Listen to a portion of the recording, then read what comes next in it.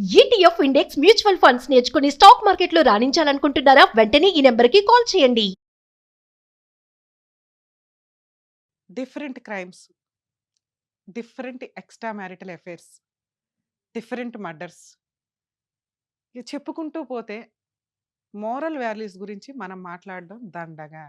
ఎవరైనా ఇలా ఉండండి, ఇలా జాగ్రత్త పడండి అని చెప్పటం అనేది వేస్ట్ వీడియో కింద లెక్క నా దృష్టిలో. ఎందుకంటే సమాజంలో మార్పులనేవి లాక్‌డౌన్ తర్వాత చాలా దారుణంగా మారిపోయినాయి.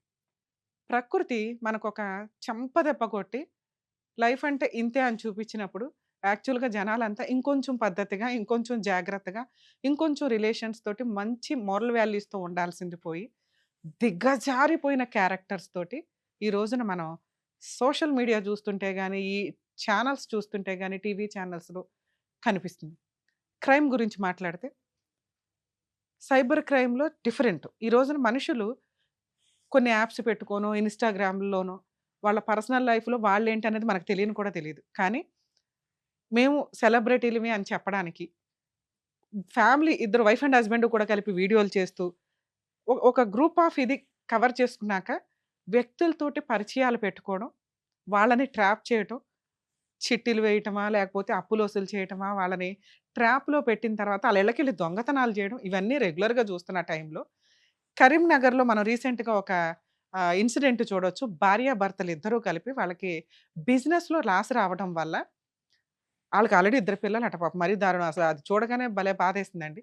అలాంటిది భార్యని ప్రాస్టిట్యూట్‌గా పెట్టి అని అట్లాగే అనుకోవాలి. ఎందుకంటే ఈ డైలాగ్ ఎందుకు అంటున్నానంటే దగ్గర దగ్గర ఒక 100 మందితో ఆ అమ్మాయి పడుకొని, ఆ వీడియోలు రికార్డ్ జేసి వాళ్ళని బ్లాక్‌మెయిల్ జేస్తున్నారు. భార్యాభర్తలు ఇద్దరు కలిపి.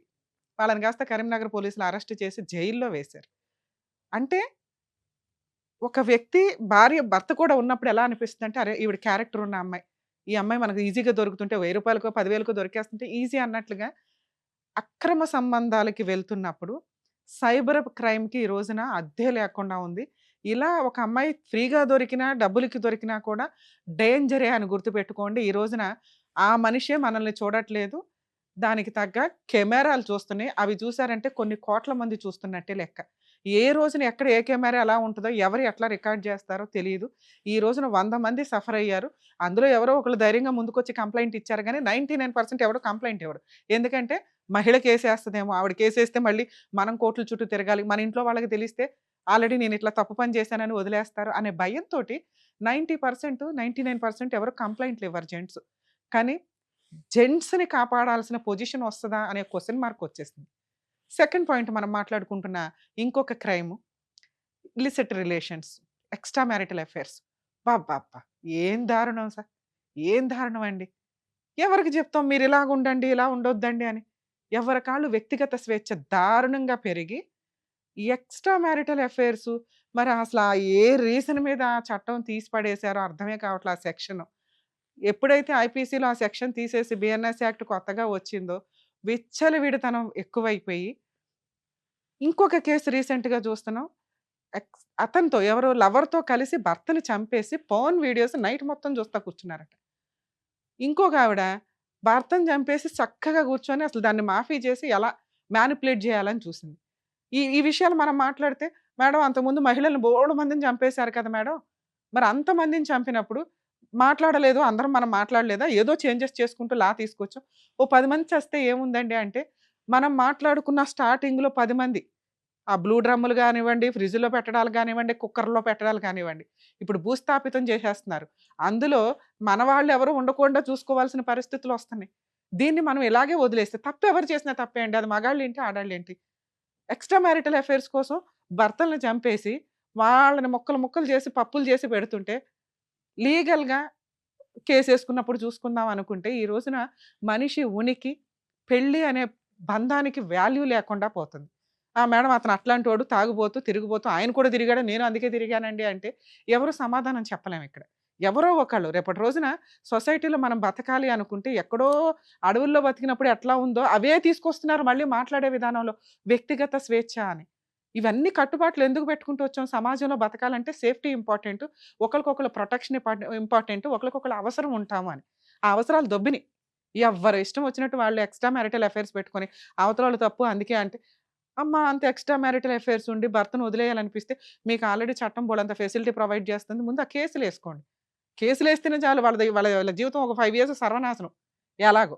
అదొదిలేసి ఎందుకు చంపేస్తున్నారు? వాళ్ళకి మీ మీద కేసులేసే రైట్స్ కూడా లేవు. ఎందుకు భర్తలతో కలిపి చంపి పడేస్తున్నారు ఆళ్ళని? ఆళ్ళ బతకనివ్వండి ఏదో ఒక మూల. ఇంత దారుణంగా, ఇంత క్రూయాలిటీగా మహిళలు ఎందుకు మారుతున్నారు? అదేంటి మేడం జెంట్స్ మారొచ్చు, మహిళలు మారకూడదా? మహిళలకు ఆ రైట్స్ లేవా? ఈ వాయిస్ నేను మాట్లాడట్లే. ఎవ్వరు చేసినా తప్పే.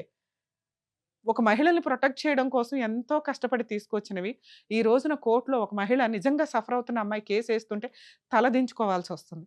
ఎందుకంటే మిగతా 90% మహిళలు ఫాల్స్ కేసులేయటం వల్ల. నిజంగా సఫర్ అవుతున్న అమ్మాయిని రక్షించలేకపోతున్నాం. పరిస్థితి ఎట్లా అయిపోయిందంటే 90% జెంట్స్ సఫర్ అవుతున్నారు. ఎక్కడో 10% క్రూయల్ జెంట్స్ మిగిలారు ఇప్పటికి. 10-20% వాళ్ళేంటంటే మొండిగా అయిపోయారు. ఇక ఏం చేసుకుంటారో చేసుకోండి అని తలా తోక లేని బ్యాచ్ అంతా తెగించి ఉంటున్నారు తప్ప 70-80% జెంట్స్ ఈ రోజున లీగల్ కేసుల వల్ల భయపడుతున్నారు. సఫర్ అవుతున్నారు. అలాగే ఈ మహిళలు మర్డర్‌ల దాకా వెళ్ళిపోతుంటే ముందు ఆళ్ళ ఇంట్లోకి వెళ్లి ఏం ఫుడ్ తినాలనేది కూడా భయమేస్తుంది. ఏం వండి కలిపి ఏం పెడతారా అని చెప్పి. ఇంత దారుణమైన పొజిషన్స్‌లో మోరల్ వాల్యూస్ అనేవి వెళ్ళిపోతున్నాయి. సమాజంలో ఈ ఎక్స్‌ట్రా మ్యారిటల్ అఫైర్స్ ఎప్పుడు డేంజరే సార్. గుర్తుపెట్టుకోండి. ఎందుకంటే అది అవతల వ్యక్తి ఏ టైప్ ఆఫ్ డెసిషన్స్ తీసుకుంటారో తెలియదు. వీడియోలు తీయొచ్చు, బ్లాక్‌మెయిల్ చేయొచ్చు, చంపేయొచ్చు, చంపడానికి ప్రయత్నించొచ్చు. లేదా మనకే ఆలోచన రావచ్చు వదిలించుకోవడం కోసం. ఇవన్నీ కూడా క్రూయల్ మెంటాలిటీ. అంటే యానిమల్స్‌కి ఉండే మెంటాలిటీ. ఇవి కొంచెం తగ్గించుకుంటూ వెళ్ళాలి అంటే కొంచెం ఆలోచన విధానం మార్చుకోండి. అవతల వ్యక్తి నచ్చకపోతే వదిలేసి లీగల్‌గా వెళ్ళండి. ఇండివిడ్యుయల్‌గా బతకండి.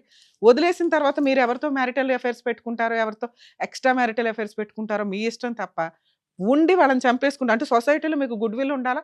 భర్త ఏదో హార్ట్ అటాక్‌తో పోయినట్టు ఉండాలి గానీ, మీరు మర్డర్ చేసినట్టు ఉండకూడదు. అతనితో కలిసి ఉండకూడదు. అతని ఆస్తులు మొత్తం కావాలా. ఇవి కనుక ఇలాగే కంటిన్యూ అయితే రేపటి రోజున సుప్రీం కోర్ట్ ఏం వదలటం లేదండి. అన్నీ ఒక సర్వే వేసి ఒక కన్నేసి ఉంచుతున్నారు. ఒకప్పుడు 498 అరెస్ట్‌లు ఎట్లా అన్నారో, అవి తీసేసి ఇప్పుడు స్టేషన్ బెయిల్స్ ఎట్లా ఇస్తున్నారో, అలాగే రేపటి రోజున మహిళలు వేసే చాలా కేసులు ఎగిరిపోతాయి. గుర్తుపెట్టుకోండి. వాటికి పాపం మీరంతా వేసుకోవాల్సిన పరిస్థితొస్తది. ఎప్పుడు కూడా ఒక సమాజంలో బతుకుతున్నప్పుడు, ఆ సమాజంలో ఆ టైంలో ఉన్న ఆచార వ్యవహారాలు అవన్నీ ఫాలో అవుతూ పిల్లలకు కూడా కొంచెం మంచి ఫ్యూచర్‌నిచ్చే విధంగా మారితే జనాలు మంచిది. ఎవరికాళ్ళు వ్యక్తిగత స్వేచ్ఛ మేము ఇలాగే బతుకుతాం అవతలోడు అరగకూడదంటే సమాజంలో ఉండకండి. ఏ ఫారెస్ట్‌ల్లోకెళ్ళి ఉండండి. ఈ ఈ రకమైన క్రైమ్‌ని కంట్రోల్ చేయాల్సిన బాధ్యత అంటే సర్వే రికార్డ్ ఇదైనప్పుడు ఖచ్చితంగా కోర్టులు, పోలీసులు సీరియస్ యాక్షనే తీసుకుంటాయి. క్రైమ్ చేసేవాళ్ళు ఒకటికి 10 సార్లు ఆలోచించండి చెయ్యకూడదు అని.